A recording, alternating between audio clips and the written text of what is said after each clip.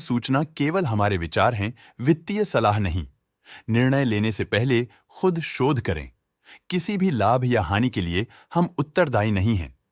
Amber enterprises India ने अपनी नई शेयर होल्डिंग रिपोर्ट्स रिलीज की हैं, जो फाइनेंशियल ईयर के क्वार्टर और पहले हाफ को कवर करता है, जो जून 2024 के 30 तक चलता है। ये रिपोर्ट कंपनी के शेयर्स की डिटेल्ड जानकारी देता है, जिसमें promoters, promoter groups, foreign investors, public investors और सरकारी एंटिटीज शामिल हैं। प्रमोटर्स शेयर होल्डिंग 2024 के मार्च में 40.31% से 2024 के जून में 39.87% तक डिक्रीज हो गया। ये डिक्रीज दिखाता है कि इस टाइम पीरियड में कंपनी पे प्रमोटर्स का कंट्रोल कमजोर हुआ है। पब्लिक हेल्थ शेयर्स का परसेंटेज 2024 के मार्च में 17.87% से 2024 के जून में 15.98% तक डिक्रीज हो गया। इस डिक्रीज से साफ है कि इस टाइम पीरियड में कंपनी में पब्लिक का हिस्सा डिक्रीज हुआ है।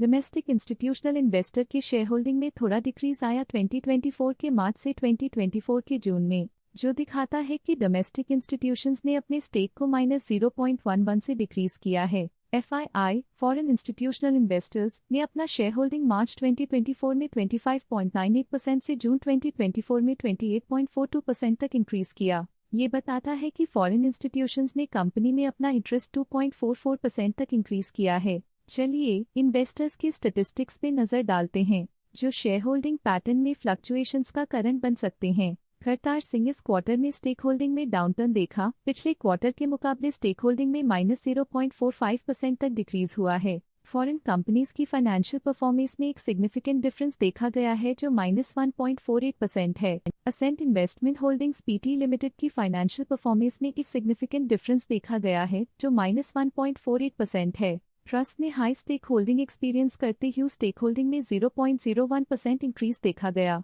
मंगल रूपचंद भंसाली के पास पिछले क्वार्टर में 1% शेयर्स थे, लेकिन करंट क्वार्टर में उन्होंने कंपनी से एग्जिट ले लिया है।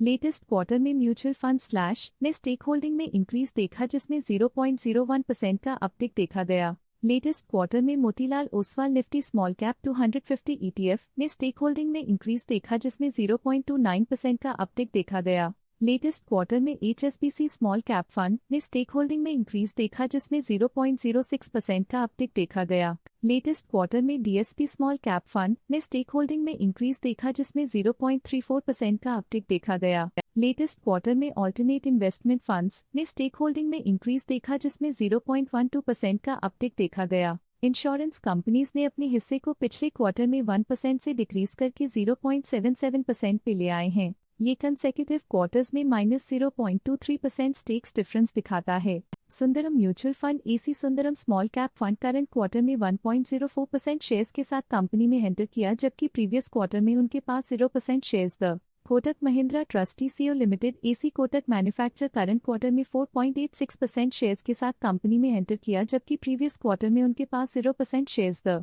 Franklin India equity savings fund previous quarter में 1% शेयर्स ओन करते थे, लेकिन करंट क्वार्टर में उन्होंने कंपनी से एग्जिट ले लिया है।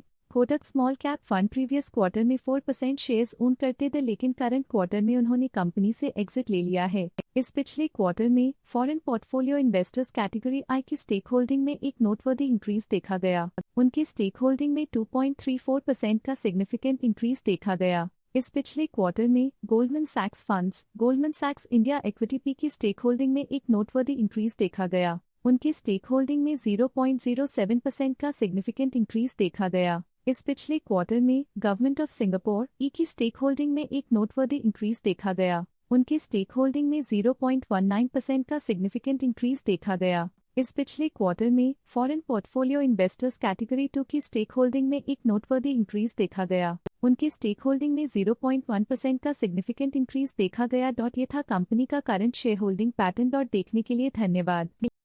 स्टॉक लेटेस्ट न्यूज अपडेट के लिए चैनल को सब्सक्राइब करें और वीडियो को लाइक एंड शेयर करें।